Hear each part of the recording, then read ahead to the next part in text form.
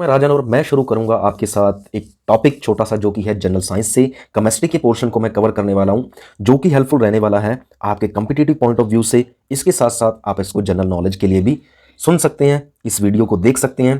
तो केमिस्ट्री को हम शुरू करेंगे। इसका टॉपिक जिसका नाम है मैटर वो मैं इसके अंतर्गत कवर करूंगा, तो बने रहिए मेरे साथ। पहले हम डिस्कस करते हैं कि मैटर क्या होता है। मैटर, अब हमारे चारों तरफ जितनी भी चीज़ें हैं, हवा, पानी, मिट्टी, इंसान, जानवर, पेड़ पौधे, ये सारे क्या हैं? मैटर हैं, यानी कि पदार्थ हैं। अब पदार्थ को आप किसी ना किसी रूप में देखते हैं, लेकिन हम कैसे डिसाइड करेंगे कि कोई चीज़ पदार्थ है भी या नहीं भी? हम उसके लिए एक डेफिनेशन तय करते हैं, एक परिभाषा तय करते हैं। जो क्या है? पदार्थ वह वस्तु है जिसमें द्रव्यमान होता है और वो जगह घेरती है। यानी कि matter is anything that has mass and occupy space. कोई भी ऐसी चीज जिसमें मास मौजूद है, भार मौजूद है, द्रव्यमान यानी कि मौजूद है और वो जगह घेर रही है, तो वो क्या कहलाती है? मैटर। और जिसे हम हिंदी में क्या कह देते हैं? पदार्थ। अब इसी मैटर की कॉम्पोजिशन या उससे जुड़े हुए चेंजेस, या वो कैसे बना है, कैसे नहीं बना, और उसमें चेंज आए तो वो कैसे चेंज लाएगा, तो उनकी स्टडी को कह दिया जाता है रसायन विज्ञान, यानी कि केमिस्ट्री।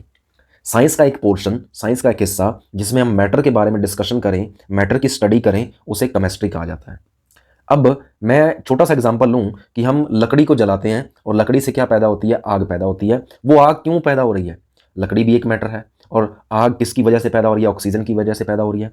तो ये सारी स्टडी करने के बाद, केमिस्ट्री को पढ़ने के बाद, ये अपन ये निष्कर्ष निकाल पाए हैं कि ऑक्सीजन और ऑक्सीजन की मौजूदगी में अगर किसी चीज़ को हीट दी जाती है तो वहां पर क्या होता है? कंबस्टन, यानी कि ऑक्सीकरण हो जाता है। वो सारी चीज़ें आप इस वीडियो सीरीज के तहत आप डिस्कस करेंगे। इसके साथ साथ और भी अगर मैं बात करूं, जो आप खाना खाते हो, जो आपने खाना खाया, वो टूटने के बाद क्या करता है आपकी बॉडी में, किस प्रकार ऊर्जा देता है आपको, वो भी क्या है? केमिस्ट्री से ही आप समझ पाए हैं। लोहे को जंग लगना आप केमिस्ट्री से समझ पाएंगे। इसी तरह बहुत सारी ऐसी चीज़ें हैं, बहुत सारे ऐसे परिवर्तन हैं हमारे चारों तरफ जो हम समझ सकते हैं केवल और केवल केमिस्ट्री की नॉलेज से। और केमिस्ट्री की नॉलेज के लिए हमें पता होना चाहिए कि पदार्थ क्या है, यानी कि मैटर क्या है। मैटर आपने डिस्कस कर लिया है। कोई भी ऐसी चीज जिसमें मास है और वो जगह घेर रही है, तो वो बन जाती है मैटर। अब इसकी क्लासिफिकेशन, यानी कि इसका वर्गीकरण किस प्रकार किया गया है? दुनिया पर इतनी सारी चीजें मौजूद हैं, उनको आप मैटर तो कह रहे हैं, लेकिन उसकी एक सिस्टमेटिक स्टडी के लिए हमें उनको आगे क्लासीफाई भी करना पड़ेगा। तो हम मैटर को क्लासीफाई करते हैं दो चीजों के आधार पर, क्या वो प्योर है या क्या है? इम्प्योर है। प्योर मतलब जैसा कुदरती रूप में कोई चीज बनी है, कुदरत ने जैसी बनाई है वैसी ही हम यूज कर रहे हैं, तब उसे हम कह देते हैं कि वो प्योर रूप में है हमारे पास। अगर कुदरत ने दो या दो से ज्यादा चीजों को मिलाया और उनको आपस में क्या है, हमारे चारों तरफ एक मिक्सचर के रूप में प्रस्तुत कर दिया, तब आप उसे क्या कह देंगे? इम्प्योर रूप में ये मौजूद है। कैसे? मैं छोटा सा एग्जांपल लेता हूं। पानी कुदरत ने बनाया और ऐसा का ऐसा ही हम यूज करते हैं, तो ये प्योर रूप में है। हवा, हवा हमारे चारों तरफ बनी कैसे? जब अलग अलग गैसेज मिली, ऑक्सीजन, कार्बन डाइऑक्साइड। ये ऑक्सीजन और कार्बन डाइऑक्साइड तो खुद आप अपने ही अंदर प्योर हैं, लेकिन जब ये इकट्ठा हो जाती हैं तो ये बन गई, एयर का रूप बन गई, हवा का रूप बन गई, तब इन्हें आप इम्प्योर के रूप में रखेंगे, यानी कि एक मिक्सचर के रूप में रखेंगे, मिश्रण के रूप में रखेंगे। अब क्लासिफिकेशन को समझें तो मैटर को आप दो हिस्सों में बांट सकते हैं, प्योर और मिक्सचर। प्योर तो वो होंगे जो क्या है, जैसे कुदरती रूप में पाए जाते हैं, कि जैसे कुदरत ने बनाए वैसे के वैसे हम उन्हें यूज कर रहे हैं। लेकिन जो इम्प्योर है, मिक्सचर है, उनमें से हम क्या है, चीज़ों को निकालते हैं और यूज करते हैं, जैसे प्योर सब्सटेंसेस को। हवा से हम ऑक्सीजन लेते हैं और उसका यूज करते हैं खाने को जलाने के लिए, एनर्जी लेने के लिए। पौधे लेते हैं कार्बन डाइऑक्साइड, तो वो मिक्सचर से ले रहे हैं, तो वो इम्प्योर रूप से ले रहे हैं। अब इन प्योर सब्सटेंसेस को आगे बांट दिया जाता है दो ग्रुप्स में, एक तो एलिमेंट्स और दूसरे कंपाउंड। इनको समझने से पहले छोटी सी बात आप समझते हैं कि आपके पास एक लकड़ी का टुकड़ा है, आप इसको आधा काट दो, फिर इसके आधे हिस्से को फिर आप और आधा कर दो, फिर जो मिला आपको फिर और आधा कर दो। इसी तरह करते जाएंगे तो आप एक ऐसे पार्टिकल तक पहुंच जाएंगे कि जो सबसे छोटा पार्टिकल होगा, जिसको आप आगे नहीं तोड़ पाएंगे। उसे क्या कह दिया जाता है? उसे कह दिया जाता है एटम, यानी कि हिंदी में परमाणु। परमाणु और एटम दोनों एक ही चीजें हैं। तो सबसे छोटा हिस्सा किसी भी मैटर का क्या कहलाता है? परमाणु। अब यही परमाणु क्या है, आपस में मिल करके आगे आपस में जुड़ करके मैटर की रचना करते हैं, यानी कि मैटर को बनाते हैं। अब देखा जाए तो एक लकड़ी का टुकड़ा किससे बना है? एटम से। तो एटम सीधे ही उसको नहीं बना रहे, एटम भी दूसरे एटम्स या अपने जैसे एटम्स के साथ मिल करके मॉलिक्यूल्स को बना रहे हैं, फिर जाकर के मैटर बन रहा है। तो अगर आप एटम को तो मैटर को तोड़ें तो क्या मिलेंगे हमें? मॉलिक्यूल मिलेंगे। मॉलिक्यूल को तोड़ें तो क्या मिलेंगे हमें? एटम मिलेंगे। अब एटम और मॉलिक्यूल में क्या फर्क रहता है? जो एटम है वो अकेला नहीं रह सकता, उसको किसी दूसरे एटम की जरूरत रहेगी, वो दूसरे एटम के साथ जुड़ के रहेगा। अब जब एटम आपस में जुड़ते हैं तो वो बनाते हैं मॉलिक्यूल। अब वही मॉलिक्यूल अगर आपस में जुड़ते हैं तो वो बनाते हैं मैटर। अब एटम अकेले नहीं रह सकते, लेकिन मॉलिक्यूल अकेला पाया जा सकता है। अब देखा जाए तो आप छोटी क्लासेस से पढ़ते आ रहे हैं पानी के बारे में। पानी का फॉर्मूला हमें बताया गया कि ये कैसे बनता है, H2O इसका फॉर्मूला, यानी कि इसको बनाने के लिए दो चीज़ों की जरूरत है, हाइड्रोजन और ऑक्सीजन। तो ये जो मॉलिक्यूल का फॉर्मूला है, इसे मॉलिक्यूलर फॉर्मूला हम कहते हैं। तो ये क्या बताता है, फॉर्मूला है H2O, यानी कि दो हाइड्रोजन के एटम और एक ऑक्सीजन का एटम। दो हाइड्रोजन के एटम और एक ऑक्सीजन का एटम तीनों मिल जाएं तो ये बना देते हैं पानी का मॉलिक्यूल। ठीक है, एक एटम किसका, दो हाइड्रोजन के एटम और एक ऑक्सीजन का एटम मिले तो ये इन्होंने मॉलिक्यूल बनाया। एक मॉलिक्यूल 2, 3,000, 15,000, 20,000, इस तरह बहुत सारे मॉलिक्यूल बनेंगे, जुड़ेंगे आपस में तो एक मैटर बन जाएगा, समुद्र पूरा का पूरा पानी बन जाएगा। अब हमने क्या सीखा, एटम वो छोटा हिस्सा जो अकेला नहीं रह सकता, किसी भी मैटर का एटम कहलाता है। लेकिन मॉलिक्यूल वो छोटा हिस्सा है जो अकेले भी पाए जा सकते हैं। मॉलिक्यूल किससे बनते हैं, एटम्स के मिलने से ही बनते हैं।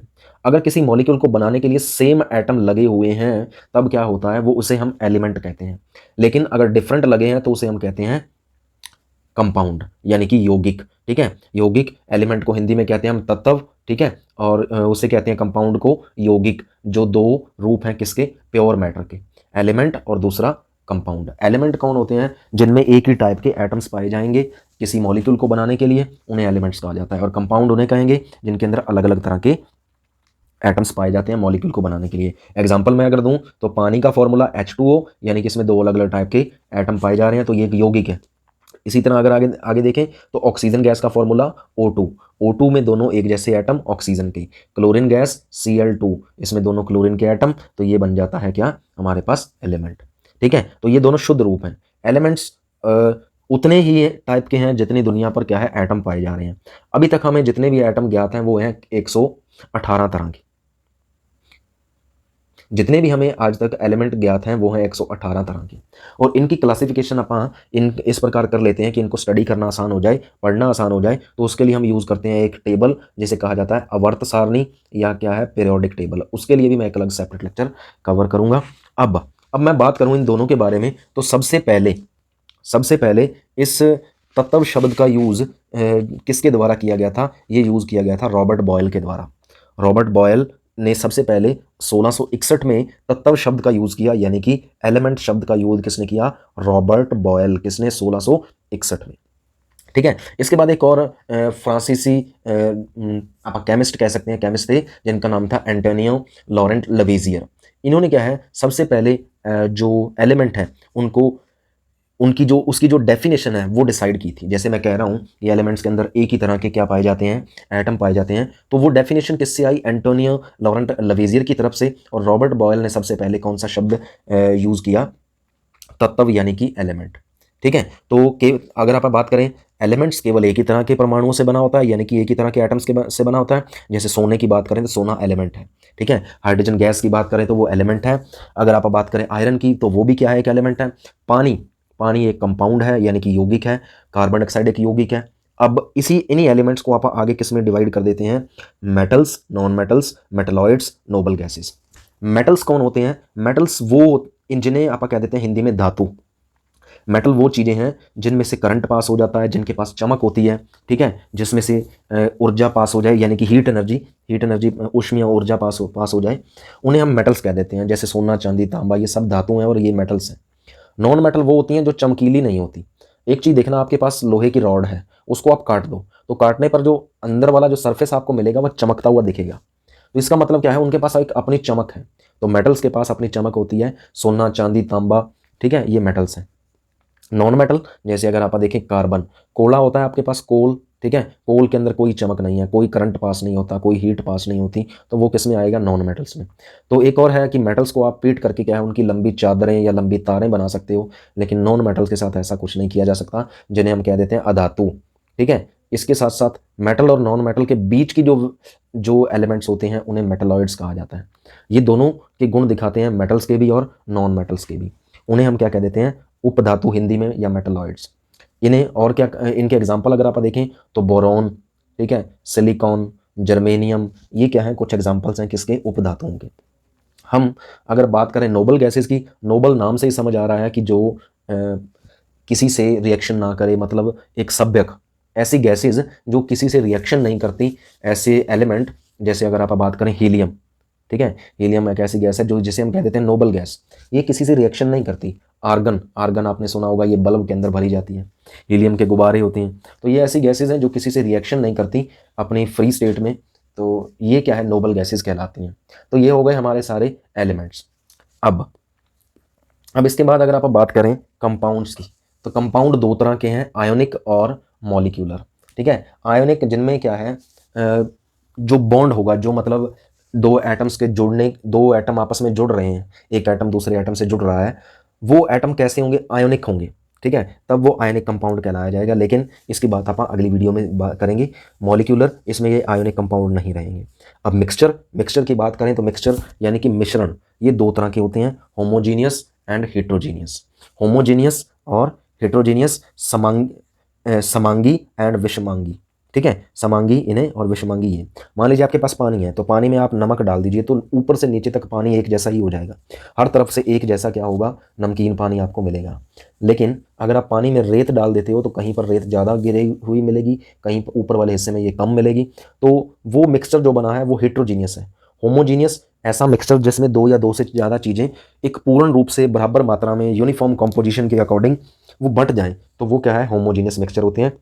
और दूसरे कौन से होते हैं, हेट्रोजीनियस, ठीक है। तो ये था छोटी सी इंट्रोडक्शन, ठीक है। इसको आप आगे देखें तो प्योर सब्सटेंसेस की अगर आप यहाँ पर बात करें तो एलिमेंट्स और मॉलिक्यूल के एलिमेंट्स दो रूपों में, जिनमें क्या है आप दिखा रहे हैं यहाँ पर, मॉलिक्यूल्स दो या दो से ज़्यादा एटम्स के जुड़ने से बने हुए यहाँ पर दिखाए गए हैं। कंपाउंड कैसे दिखाए गए हैं, मॉलिक्यूल और आयन के रूप में। अब मॉलिक्यूल्स में ये यहाँ पर आप देख सकते हो, ये आयन के रूप में, जैसे सोडियम क्लोराइड है। तो इसकी बात आप डिस्कशन बाद में करेंगे। इसके बाद देखें तो क्लासिफिकेशन आपने की है मैटर की। तो अभी आपने सीखा कि जो प्योर चीज़ें होती हैं वो कैसी रहेंगी, जैसी कुदरत में पाई जा रही हैं वैसी ही, ठीक है। यहाँ पर कंपाउंड के अंदर दो या दो से ज़्यादा एटम जुड़े हुए हैं और एलिमेंट्स के अंदर एक ही तरह के एटम्स हैं और उनके मॉलिक्यूल में एक जैसे एटम रहेंगे।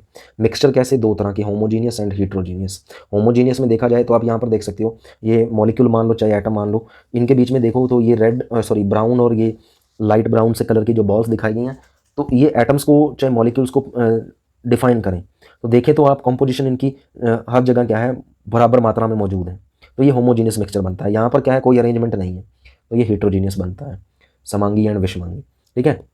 तो ये था कुछ छोटा सा इंट्रोडक्शन केमिस्ट्री से जुड़ा हुआ। आगे आप बात करेंगे इस क्लासिफिकेशन ऑफ मैटर की, थोड़ा आगे डिस्कस करेंगे, आप डिस्कस करेंगे फिजिकल और केमिकल चेंजेस के बारे में, ठीक है। That's all from my side, thank you, have a better day, better life ahead.